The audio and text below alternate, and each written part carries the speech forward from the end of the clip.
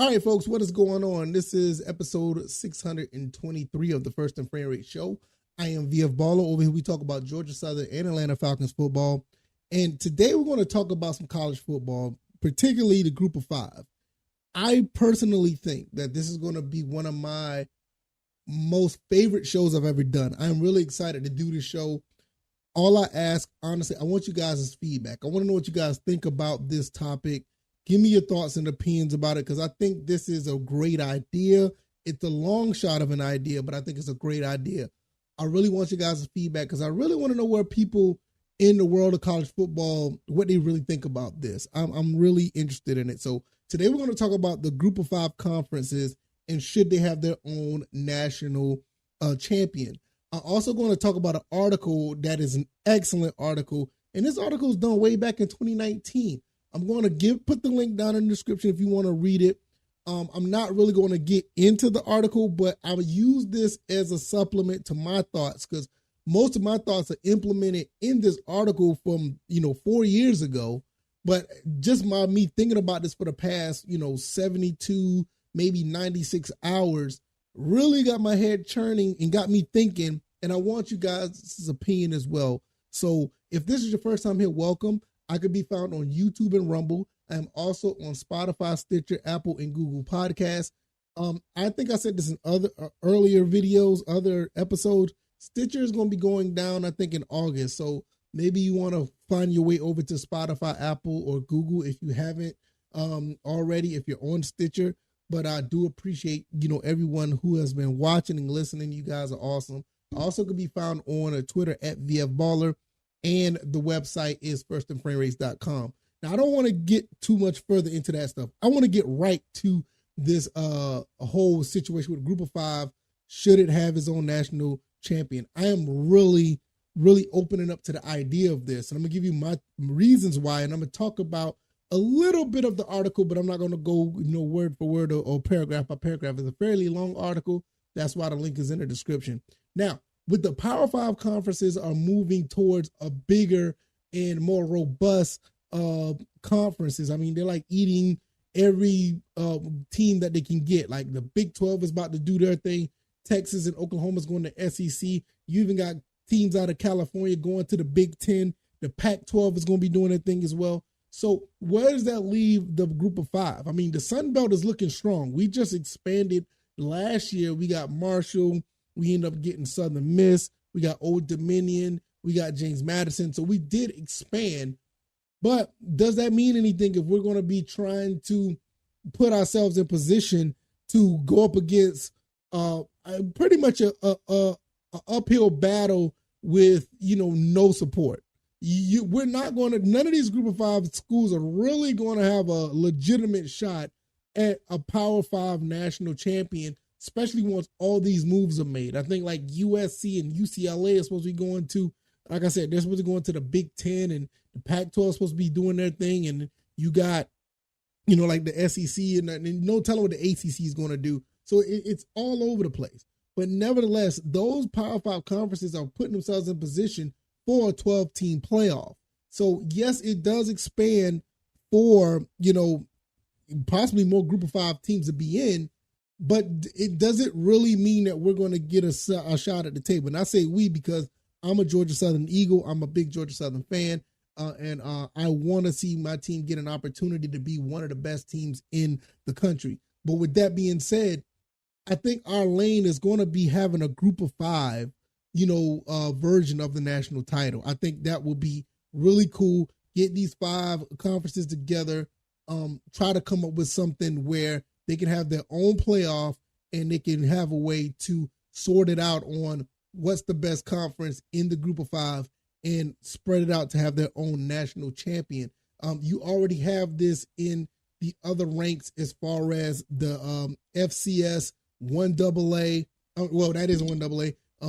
Division 2, Division 3, and I think the NAIA also does it as well. So it is really an exciting time when those factions do their thing. Like I remember even when Georgia Southern was FCS, the playoff time was awesome. Now they do 24 teams, and I'm gonna give you a thought of what my my thought process as far as what how many teams should be in the playoff.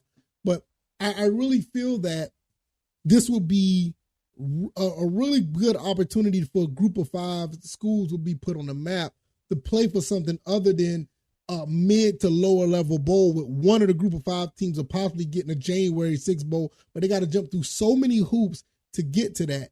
And it's kind of like, I'm not going to say it's necessarily unfair. It's just the cream definitely rise to the top.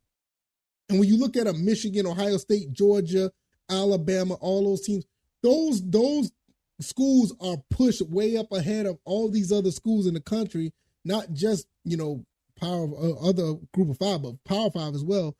All these other teams that are in the Power 5s are like a couple of steps ahead of the group of 5. Now, not so much because you got some group of 5 schools that can go toe to toe with a handful of these Power 5 schools. Just go ask Nebraska, go ask, Notre Dame, go ask Texas State, not Texas State, but Texas A&M.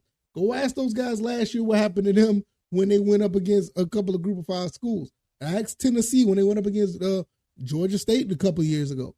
I mean, it happens, but you're not going to get in to have the real opportunity to go up against these teams that are in the Power 5. I mean, Cincinnati did it, but look what they had to do to get there. And, it was fairly competitive for the most part. Shout out to Desmond Ridder, he's a Falcon now, but you know what I mean? It's like, it's not necessarily, it's not necessarily ideal. So what I would say to this is I think that the group of 5 should have an 18 playoff. And it says that in this article that I have here. I think you start off with the 18 playoff, and I think that'd probably be ideal.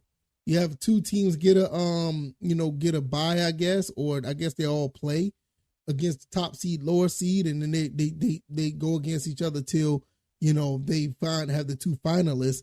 And based on what this article says, like the 2 finalists will play. Well, I'll start like this. It said the 18 playoff proposed will be one of the quarterfinals that's coming up the upcoming weekend, the second Saturday in December. These teams will be the top 4 seeded teams. Then the semifinals will be played the third Saturday. Again, at the high seed, the 2 finalists will play the Saturday before the college football playoff title game. The location will be a neutral site like all other divisions. The championship game will go out for the bidding, and the highest bidding city gets the title game. So I don't see where that's pretty much an issue. And I also believe that this will bring more attention to the group of 5 because a lot of people don't really realize that the group of 5, especially I know definitely in the Sun Belt, there's some really good football in the Sun Belt. Mountain West has its moments. The American has its moments as well. Conference USA is kind of slacking a little bit, and the MAC has always been like the baby brother of the Big Ten. Kind of like the Sun Belt is the baby brother of the SEC. So you have something here. And I think when you look at the FCS, when you look at, Division II, Division III, they do it. I don't see where a situation why the group of 5 can't pull away from the Power 5 and get those guys have a playoff of their own and have their own separate national title. I think this is an actual phenomenal idea. And I don't see where it wouldn't be, a bad, I wouldn't be a really bad idea. I think I double talked myself, but you know what I mean? How would the matchups would be? You would basically have like the winner of each conference, the ACC, Mountain West, Sun Belt. You will have the Conference USA and MAC. You have all 5 of them be the winners. But then necessarily what will be seeding will be based on record and strength of schedule. Then you have the 3 at-larges based on, what their seeding, not this, but their ranking is. And I guess you can say ranking, or you can say based on strength of schedule as well. Because I think that this would be really cool. I think that I think this would be a really neat idea. And not only that, it will bring more attention to the group of 5. Where, like I said, there's some really good football in the group of 5 conference, and it will bring more attention to recruits. Some recruits will actually want to go play for the group of 5. They will want to play for that national title, especially if it really meant something to them. And I think one thing about the group of 5 conference, especially in the Sun Belt, these kids really love to play in the group of 5 teams. I mean, there's just more passion, in my opinion. There's more, I'll say, togetherness.